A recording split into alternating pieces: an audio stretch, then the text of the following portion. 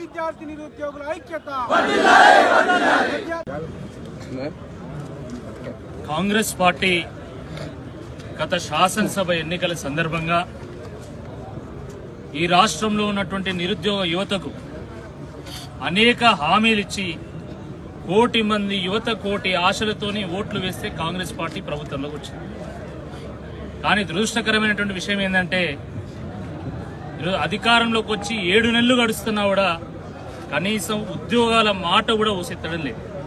ఇది చాలా దుర్మార్గం. ఇది ఎన్నికల సందర్భంగా ఎన్నికల వాహనాలను, ఎన్నికల మైకులను, ఎన్నికల సామాగ్రిని ఎట్లయితే వాడుకొని ఎన్నికల తర్వాత పక్కన పెడతామో ఆ రకంగానే కాంగ్రెస్ ప్రభుత్వం ఈ రాష్ట్రంలో ఉన్నటువంటి యువతను, ముఖ్యంగా నిరుద్యోగులను ఎన్నికల సందర్భంగా వాడుకొని ఎన్నికలు అయిపోయిన తర్వాత వాళ్ళను పక్కన పెట్టడం జరిగింది.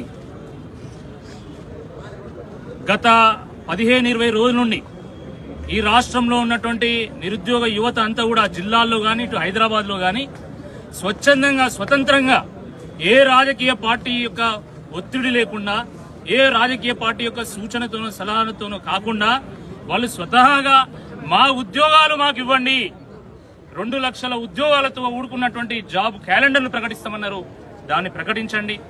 గ్రూప్ 1:100 చేస్తామని చెప్పి శాసనసభలో చెప్పిండ్రు, దాన్ని అమలుపరచండి. గ్రూప్ 2ను 2000 పోస్టులకు పెంచండి, గ్రూప్ 3ని 3000 పోస్టులకు పెంచండి. అదేవిధంగా డిఎస్సి మెగా డిఎస్సిగా మార్చి 25,000 పోస్టులు వేయండి, జియో 46ను రద్దు చేయండి అని చెప్పి చెప్తూ ఈరోజు ఇంత పెద్ద ఎత్తున వాళ్ళు ధర్నాలు చేస్తున్నారు, రాస్తారోకోలు చేస్తున్నారు, ముట్టడి చేస్తా ఉన్నారు. ఈరోజు టీఎస్పీఎస్సీ ముట్టడి కూడా చేసింది, అయినా కూడా కనీస స్పందన లేదు. దున్నపోతు మీద వానబడ్డట్టు అవుతుంది. సిగ్గుండాలి ప్రభుత్వానికి.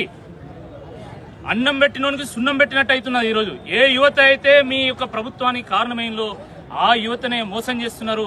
ఆ యువతే తప్పకుండా ఈ ప్రభుత్వాన్ని కుప్పగూల్చేటువంటి పరిస్థితి తీసుకురాక ముందే సమస్యను పరిష్కారం చేయాలని చెప్పి ఈ సందర్భంగా మేము కోరుతున్నాము. సమస్య సున్నితంగా ఉన్నప్పుడు మాత్రమే దాన్ని పరిష్కారం చేయాలి, లేకపోతే ప్రమాదం అవుతుంది. ఆ సేఫ్టీకి అయితే ఇంకింత ప్రమాదం అవుతుంది. మొత్తం వ్యవస్థనే మార్చాల్సి వస్తుంది అనేటువంటి వాస్తవాన్ని కూడా గ్రహించాల్సిందే ఈ సందర్భంగా కోరుతున్నాం.